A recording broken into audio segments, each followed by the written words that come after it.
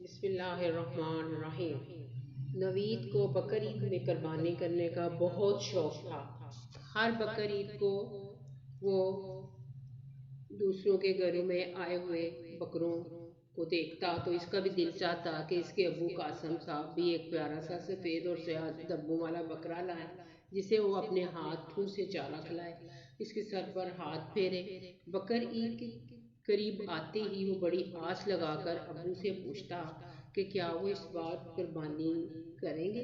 ابو اس کے سر پر ہاتھ پھیر کر بڑی افسردگی سے کہتے ہیں، نہیں بیٹا، میرے پاس اتنے پیسے نہیں کہ میں قربانی کر سکوں۔ وہ اداس ہو جاتا۔ تب اس کے ابو اس کا اترا ہوا چہرہ دیکھ کر اس سے وعدہ کرتے کہ اگلے سال وہ قربانی ضرور کریں گے، مگر ان کا یہ وعدہ کسی سال بھی پورا نہ ہو سکا۔ اس سال جب بقر عید میں 10 دن باقی تھے اور عید کا چاند نظر آ چکا تھا تو نوید ابو کے پاس گیا اور پوچھنے لگا کہ کیا ہمارا بکرا آئے گا؟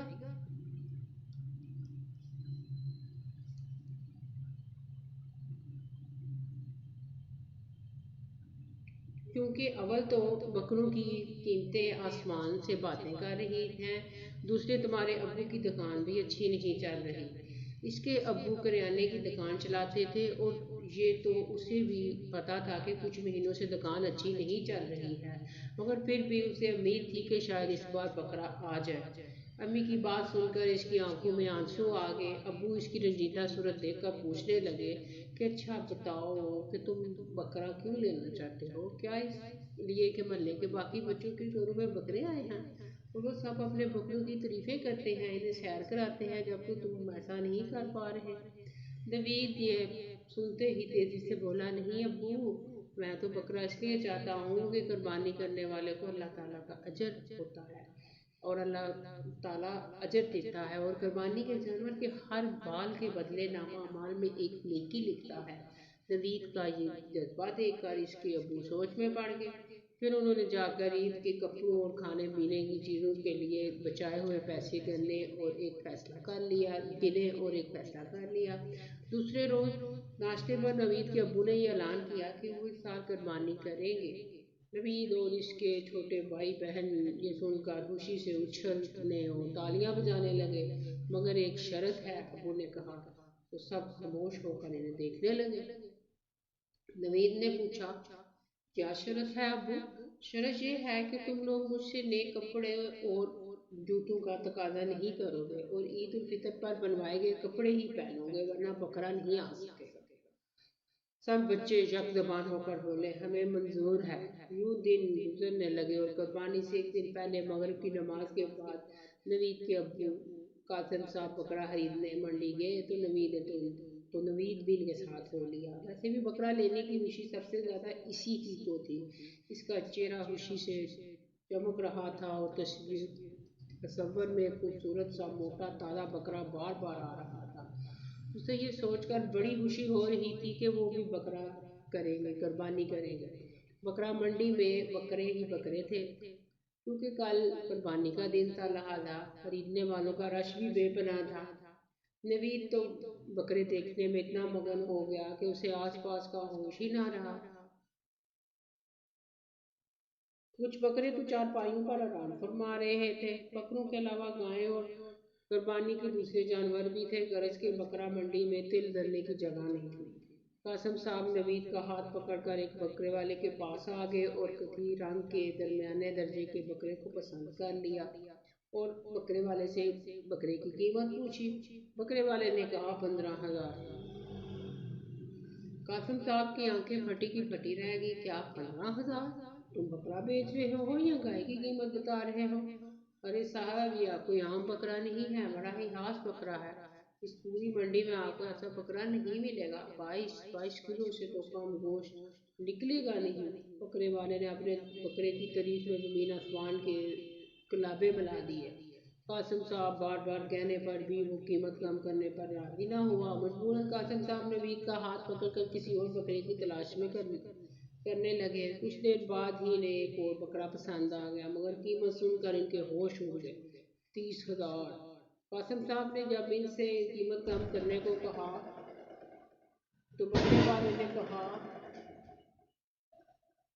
ارے صاحب، آپ کی शक्ल देखकर मैंने कीमत कम कर दी थी, वरना ये जो मेरा शहजादा है इसके एक साहब 35,000 तक देने को राजी थे, मगर इनके पास दो और भी बकरे थे और मेरा ये शहजादा भीड़ भाड़ से घबराता है। वो बड़े प्यार से बकरी की मालिश करते हुए बोला। नवीद हैरत से चारपाइयों पर लेटे चारा खाते बकरों को देखकर सोच रहा था कि न जाने इनकी कीमत क्या होगी। इसके बाद कासिम साहब ने कई बकरे देख डाले, मगर सब ने इनकी पहुंच से बाहर थे। थक हार कर उन्होंने नवीद का हाथ पकड़ा और बकरा मंडी से निकल आए। रास्ते भर वो यही सोचते रहे कि चलो इस बार बकरा ना सही तो गाय में ही हिस्सा ले लेंगे। वो अपनी गली में पहुंचे तो घर से कुछ ही दूर इन्हें एक बकरे वाला चंद बकरे हाँक कर ले जाते हुए नजर आया। कासिम साहब इस बकरे वाले के पास गए और कदरे मरियल बकरे की कीमत पूछी। बकरे वाले ने पहले तो 8,000 बताए, फिर कुछ बहस के बाद वो बकरा 5,000 रुपये में देने में राजी हो गया। बकरा गहरे कत्थई और स्याह रंग का और लागर सा था, इसलिए नवीद मियाँ को ज़्यादा पसंद ना आया, मगर उन्होंने सोचा कल तक के उसे खिला खिला कर खूब मोटा ताज़ा कर देंगे। और ये क्या कम खुशी की बात है कि ये अब इन्हीं का ही बकरा है। नवीद अब्बू के साथ बकरे की रस्सी थामे उसे घर की तरफ ले जा रहा था, मगर बकरा एक कदम चलने को तैयार ना था। पूरा जोर लगाने के बाद वो चलने पर राजी हुआ। अब यूं लग रहा था कि जैसे बकरा कासिम साहब को हाँक के लिए जा रहा हो।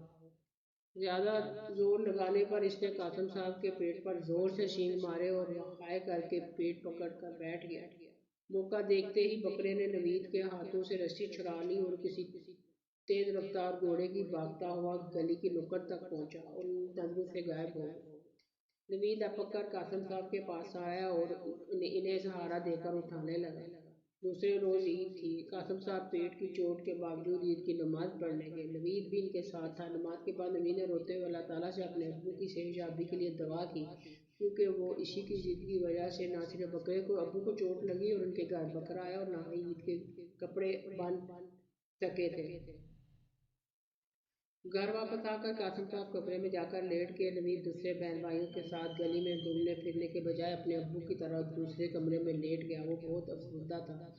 थोड़ी देर बाद दरवाजे पर दस्तक हुई। इसने जाकर दरवाज़ा खोला तो उसे बकरे वाले की परेशान सूरत नजर आई, जिसने कल उन्होंने बकरा खरीद लिया था। बकरे वाले ने नवीद को देखते ही पहचान लिया और उनका खोया हुआ बकरा आगे करते हुए बोला, ये बकरा कल आप ही की गली से भागा था ना।